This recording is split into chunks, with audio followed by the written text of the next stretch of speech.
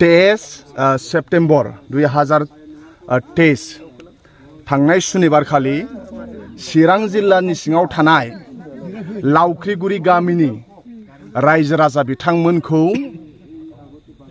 फेरेंगा बिथां forest डिपार्टमेन्टनि EM बिथाङा लावख्रिगुरि गामिनि रायजो राजा बिथांमोनखौ हरखाबै फैनानै बिनि न'खौ सावफैदों, बिसोरनि न'खौ सिमफाय फैदों आरो माखासे बिथांमोननि रायजो जानायनि माखासे बेसाद जिनिसफोरखौ दानला दुनख्रुब खालामनानै बिथांमोनखौ होखारफैदों हरखाबै थांनाय सुनिबार खालि BTCनि फरेस्ट डिपार्टमेन्ट फेरेंगानि बाहिनिया।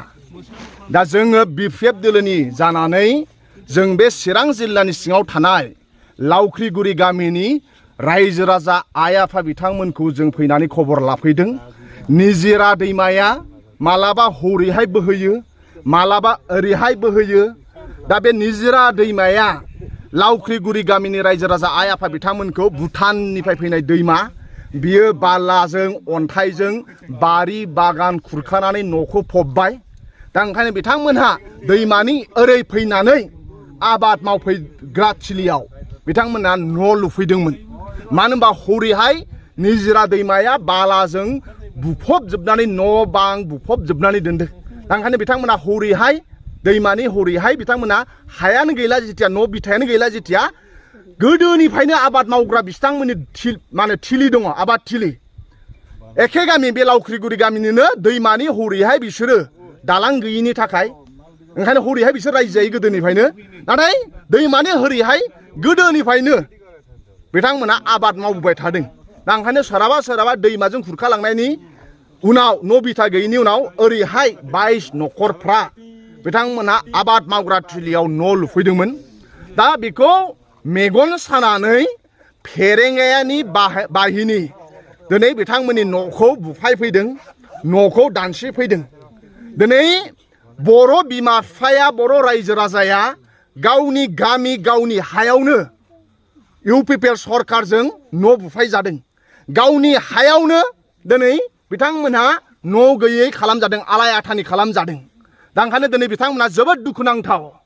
बर' बिमानि मेगनाव मोदै बोहैगासिनो दङ।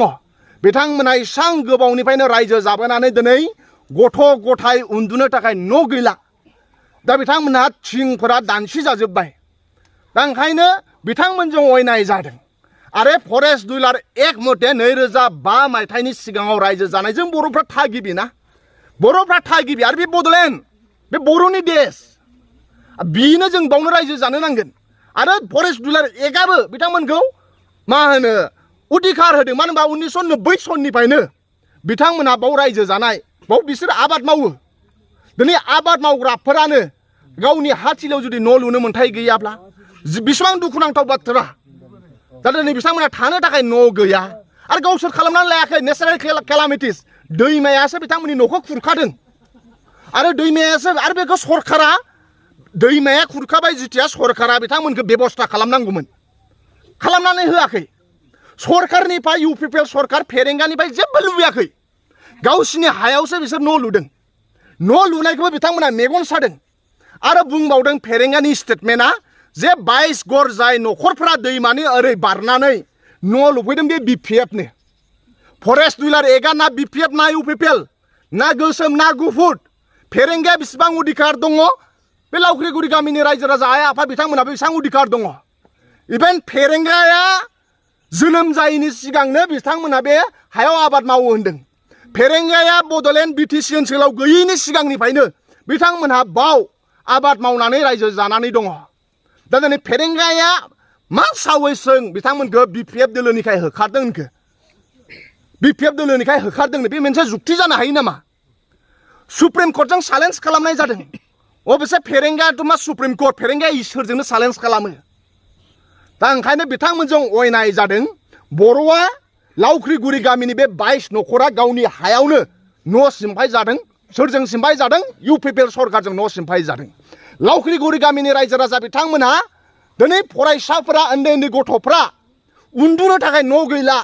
सोरनि सरकारा आमोलाव जादों? UPPL सरकारनि आमोलाव जादों। बिथांमोना उन्दै उन्दै गथ'फ्रा जानो थाखाय मा होनो हराव सानसे मानि खामानि मावनानै बिमा बिफाया हराव फुथुयोब्ला गथ' गथाया उदै खालि बिथांमोना उन्दुनानै थानो गोनां जादों सोरनि सरकाराव जादों प्रमद बर'नि सरकाराव जादों ओंखायनो बे दुखु दाहाखौ जारिमिना आरो लावख्रिगुरिनि गामिनि रायजो राजाया माल्लाबाबो बे सुनिबाराव थांनाय सुनिबाराव घटना जानायखौ माल्लाबाबो बेखौ बावनाय नङा उइदाउट नटिस उइदाउट इनफरमेसन फैनानै फेरेंगानि बाहायनाया सिदा थिंफोरखौ दानसि फैजोबदों बिथांमोननि न' बेसादाव गोबां रायजो जानायनि बेसाद दंमोन दानसि जोबलांदों सावलांजोबलांदों दा बिराद बिथांमोना लस जाबाय दा बे दुखु दाहाखौ बे लावख्रिगुरि गामिनि रायजो राजाया मालाबाबो बावनाय नङा जेरै फेरेंगाया लावख्रिगुरिनि गामिनि रायजो राजा आइ आफा गथ' गथायखौ मेगनाव मोदै फुगार होगासिनो दङ बेखौ फैबाय थानाय समाव लावख्रिगुरि गामिनि रायजो राजा आइ आफा बिथांमोनहाबो बेखौ मा होनो फिन खिथिर लाफिनगोन नङा होमबा खिथिर लाफिननांगोन नङा होमबा माने बे बिमानि मेगननि मोदैखौ नाय आरो बे उनाव नङा उनाव कारेन्ट दङ कारेन्ट आसाम सरकारा कारेन्ट हरनाय बै कारेन्टआव नाय कारेन्टआबो फैदों नङा होमबा दा बाव कारेन्टआबो गोदोनिफ्रायनो दङ लावख्रिगुरि नामैनो बे कारेन्टखौ हरखानाय लावख्रिगुरि गामिनि रायजो राजानो बे कारेन्टखौ हरखानाय दा बिसोर 1990 सनावनो रायजो जानाय दा 1990 सननि रायजो जानायफोरखौ दिनै सोर पावार होखो फेरेंगाखौ फेरेंगाया मा फेरेंगा अभारअल नङा बे फेरेंगानि हा नङा बे फेरेंगानि हा नङा बे बर' रायजो राजानि हासो लावख्रिगुरि गामिनि रायजो राजा आइ आफामोननि हा बे हायाव बिथांमोननि दादागिरिया मालाबा सोलिनाय नङा बिसोरो बे हायाव जुदि आबाद मावाब्ला गथ' गथाया माजों जागोन माजों बिसोर गथ' गथाय फोरोंगोन दिनै आबादखौबो नस्थ' खालामलांबाय मैदेराबो आबादखौ सम सम फैनानै नस्थ' खालामफैयो आरो फेरेंगामोनाबो नस्थ' खालामफैयो मिथिबायना दा ओंखायनो बोरै रायजो जागोन बियो दा ओंखायनो बिथांमोनहा दिनै गथ' गथाया जोबोद अलखदाव गोलैदों आबाद मावदोंमोन बिसोरो फेरेंगाया नस्थ' खालामफैबाय हरैहाय मा होनो निजिरा दैमायाबो गथे न'खौ बुखारलांजोबबाय दिनै बे गथ' गथायनि भबिसतआ बोरै जागोन मा होनो सुनिबारनिफ्राय दिनै देवबार समबार सानथाम जाबायनो गथ'फ्रा सोरबा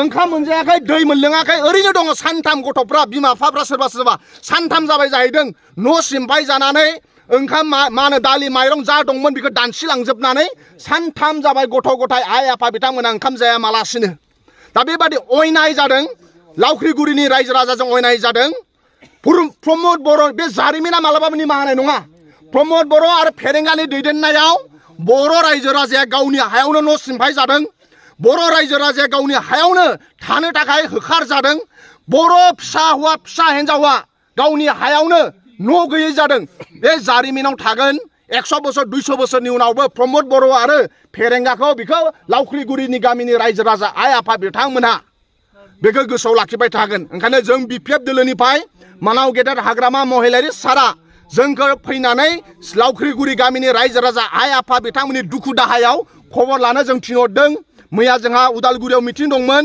बेनि थाखाय फैनो हायाखै दिनै जों फैनानै खबर लाफैदों आरो बिथांमोना बाव आबाद मावनो नांगौ आबाद मावनानै फिसा फिसौखौ स्कुलाव फोरोंनो नांगौ आबाद मावोब्लासो न'खरा इक'नमिक माबा जागोन जोंहा साख्रियाल खम दङ आबादारि जोङो दा ओंखायनो आबाद मावनो मोननांगोन आबाद मावनानैसो न'खरा खरसा सोलिगोन ना दा ओंखायनो बिथांमोना आबादारिफोरनो जुदि आबाद मावनो साख्रि गैया जों आबाद मावनो नांगोन दा ओंखायनो बिथांमोना आबाद माव आरो गथ' गथायखौ स्कुलाव फोरोंफिन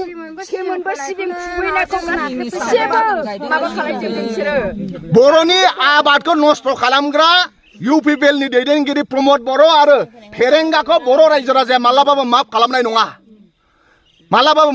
नङा ओंखायनो बिथांमोनहा आबाद माव आरो फरायसाफोरखौ फरायसालियाव थिनहरफिन जों बिपिएफ दोलोआ भारत सरकारा जेरै राइट टु फरेस्ट डुइलार एक्ट होदों हानि मोनथाय बर' फिसाफ्रा 2005 सननि सिगाङाव जाय जेराव दङ बाव हानि मोनथाय मोनथारनो नांगौ आरो बिथांमोना बाव 1990 सननिफ्रायनो आबाद मावनानै जाबोदों होननानै फोरमायदों नङा होमबा 1990 सनावनो बावनो जाखानाय 1990 सननिफ्रायनो आबाद मावनानै जाबोदों ओंखायनो जों बिपिएफ दोलोआ हाग्रामा महिलारि सारा मा होनो लावख्रिगुरि गामिनि रायजो राजा आइ आफा बिथांमोनजों दंफायो आरो बियो पार्टिनि खोथा नङा फेरेंगाया जेरैबायदि स्टेटमेन्ट होदों बे मा होनो बे भुल स्टेटमेन्ट बिनि थाखाय फेरेंगाया लावख्रिगुरि गामिनि रायजो राजा आइ आफा बिथांमोनाव निमाहा बिनो नांगौ जे बिपिएफ होननाया सरकारा बिपिएफ इउपिपिएलनि नङाना गासै रायजो राजानिसो दा ओंखायनो बिथांमोना बेखौ फल्स जि स्टेटमेन्ट बे फेरेंगाया होदों ओंखायनो जोङो BPF दोलोनिफ्राय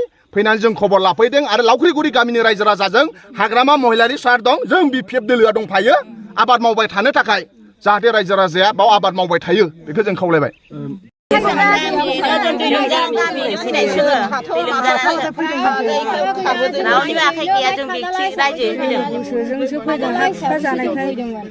रायजो राजायानो बुंदों निजोरा दैमाया बिथांमोननि न'खौ खुरखाबाय बिनि थाखायसो बिथांमोना गावसिनि आबाद मावग्रा थिलि बिथांमोना बेखौ आबाद मावबोदों 1990 सननिफ्रायनो बेयाव बिथांमोना बाव थाफैदों बिथांमोना गावनि हायावसो गाव थाफैदों फेरेंगानि हायावथ' न' लुहैयाखैना प्रमद बर'नि हायाव न' लुहैयाखैना नङा होमबा रङियायाव थांनानै प्रमद बर'नि न'आव प्रमद बर'नि बिथायाव न' लुहैबा होखारनो हागोन नङा होमबा फेरेंगानि न'आव हायाव थांनानै न' लुहैबा होखारनो हागोन बिथांमोना गावसिनि हायावसो दङ गावसिनि हायाव आबाद थिलियाव औ ओंखायनो बेखौ फैबाय दा जेरै लावख्रिगुरि गामिनि रायजो राजा आइ आफा बिथांमोननि मेगननि मोदै बेनि खिथेरखौ फैबाय थानाय समाव रायजो राजाया प्रमद बर' आरो फेरेंगानि खिथेरखौ होखारफिननो थाखाय राजि नङा होमबा राजि बिसोरो राजि ओंखायनो जों मानाव गेदेर हाग्रामा महिलारि सारा आरो जों BPF दोलोआ लावख्रिगुरि गामिनि रायजो राजा आइ आफा बिथांमोननि दुखुआव अरायसम गसंफागोन आरो बिथांमोननि जानानै जोङो जा खालामनो नांगौ खालामनो थाखाय जोङो रेडि थेंक इउ